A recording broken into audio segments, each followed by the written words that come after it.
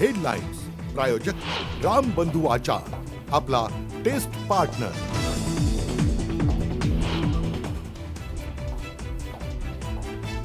लाडक्या बहिणींमुळेच मी मुख्यमंत्री, पुढील 5 वर्ष कोणतीही योजना बंद होणार नाही। 2029ला तुमचंच सरकार येणार, मुख्यमंत्र्यांच्या लाडक्या बहिणींना शब्द।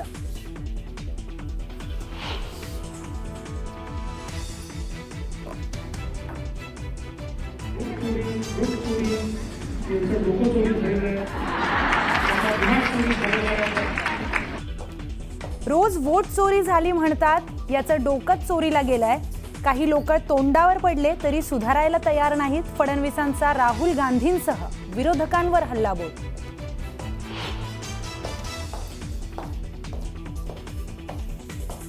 पाक सोबत क्रिकेट खेळणार, आता कुठे गेलं सिंदूर?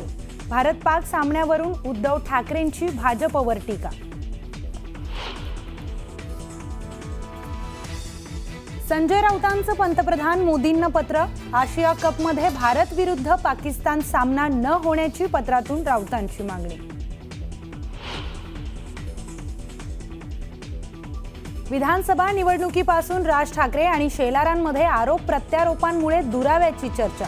दुराव्याच्या प्रश्नांवर आशिष शेलारांचं नो कमेंट्स। शेलारांच्या प्रतिक्रियेमुळे दुरावा कायम असल्याची चर्चा। मुंबईच्या सर्व प्रश्नांवर एकच उत्तर, ते म्हणजे राज ठाकरे। मुंबईतील खड्ड्यांच्या समस्यांवर विचारलेल्या प्रश्नावर अमित ठाकरेंचं मोठं विधान। राज ठाकरेंना वाहतूक कोंडीचा फटका, पुण्यातील वाहतूक कोंडीत अडकले राज ठाकरे।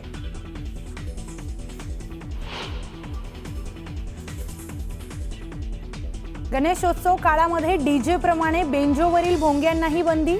हायकोर्टाने मशिदीवरील भोंग्यासंदर्भात दिलेल्या निर्णयानुसार आदेश लागू। दिवसा 55 डेसिबल आणि रात्री 45 डेसिबल आवाजाची मर्यादा।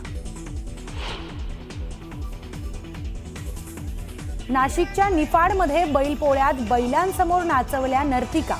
ग्रामपंचायत कार्यालयावर चढून नाचतानाचा व्हिडिओ समोर। धक्कादायक प्रकारामुळे एकच खळबळ।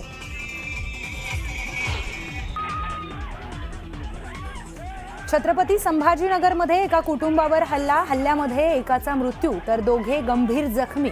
हल्लेखोरांवर कठोर कारवाईच्या मागणीसाठी पोलीस ठाण्यामध्ये नातेवाईकांचा ठिय्या।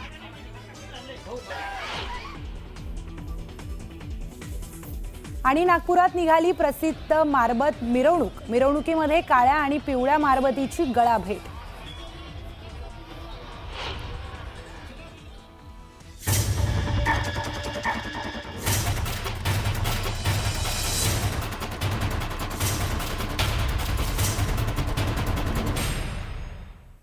नमस्कार, मी प्रियांका लाठी, बातमीपत्रामध्ये स्वागत। बातमीपत्राच्या सुरुवातीलाच एक ब्रेकिंग न्यूज समोर येते कोल्हापूरमधनं।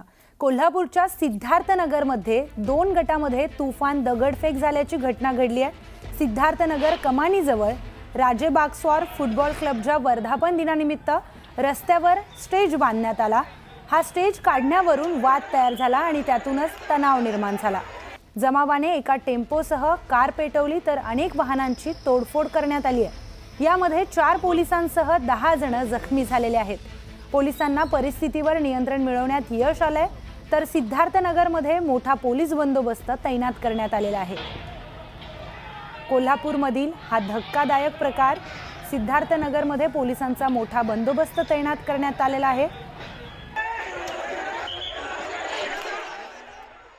जे काय रात्री घडलं ते अतिशय निंदनीय आहे असं म्हणायला हरकत नाही।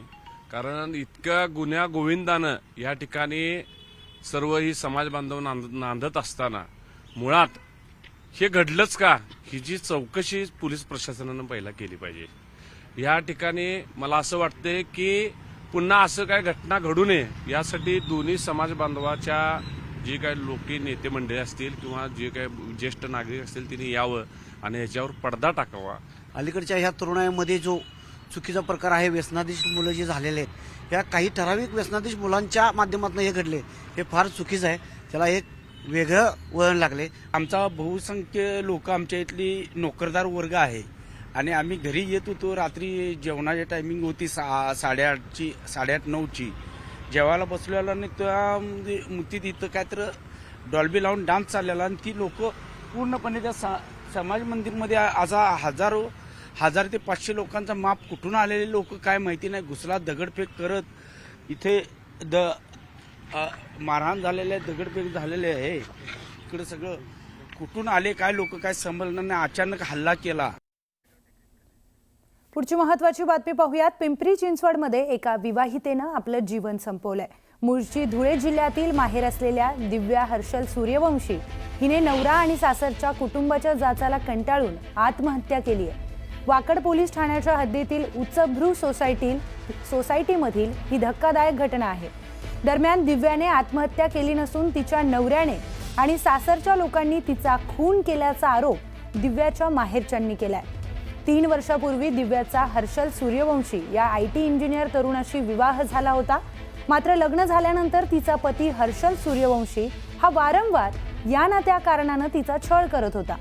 अलीकडेच त्याने घराचं फर्निचर बनवण्यासाठी माहेरून पैसे आणावेत म्हणून दिव्याच्या मागे तगादा लावला आणि तिचा छळ करायला सुरुवात केली, असा मोठा आरोप दिव्याच्या माहेरच्यांनी केलाय. सततच्या होणाऱ्या सासरच्या जाचाला कंटाळून दिव्याने वाकड येथील राहत्या घरात 18 ऑगस्ट रोजी गळफास घेऊन आत्महत्या केली आहे. त्यांनी असं केलं, खूप छळ करून मुलीला पूर्ण हे करून टाकलं आणि त्यांनी फाशी घरामध्ये लावून टाकली आणि फाशी लावून टाकल्यानंतर ते फरार झाले आणि तिथं पोलीस ला फोन लावून पोलीस गाडी मागून घेतली आणि ते स्वतः घेऊन तिथं माझं नाव टाकून दिलं आणि तिथून फरार होऊन गेले. त्यांना नराधमाला फाशी व्हायलाच पाहिजे ही सरकारकडे आमची मागणी, नाहीतर आम्ही उपोषण करू, मोर्चा काढू. त्यांनी असं केलं, खूप छळ करून मुलीला पूर्ण हे करून टाकलं आणि त्यांनी फाशी घरामध्ये लावून टाकली आणि फाशी लावून टाकल्यानंतर ते फरार झाले आणि तिथं पोलीस ला फोन लावून पोलीस गाडी मागून घेतली आणि ते स्वतः घेऊन तिथं माझं नाव टाकून दिलं आणि तिथून फरार होऊन गेले. त्यांना नराधमाला फाशी व्हायलाच पाहिजे ही सरकारकडे आमची मागणी, नाहीतर आम्ही उपोषण करू, मोर्चा काढू. 6 महिने चांगले वागलेले, बरोबर लग्न झाल्यानंतर 6 महिन्यानंतर एक त्रास चालू व्हायला लागला. आता इतका अत्याचार व्हायला लागला. त्यांनी खूप माझ्या मुलीचा छळ केला. त्या नराधमाला शिक्षा व्हायलाच पाहिजे.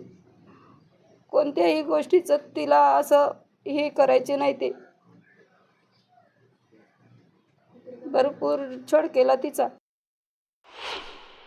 आम्हाला 7:30ला आम्हाला म्हणजे पप्पांना कॉल आला की पोलीस स्टेशनमधून कॉल आला की तुमची मुलगीचं असं झालं आहे असं. मग त्याने दुपारपासूनच प्लॅनिंग करून तिचा मर्डर करून टाकला होता आणि ते आम्हाला नंतरून कळवण्यात आलं की तुमच्या मुलीने सुसाईड केली असं. ते ॲक्च्युअलमध्ये सुसाईड नाही आहे, त्याने प्लॅनिंगनुसार मर्डर केलेला आहे त्याने.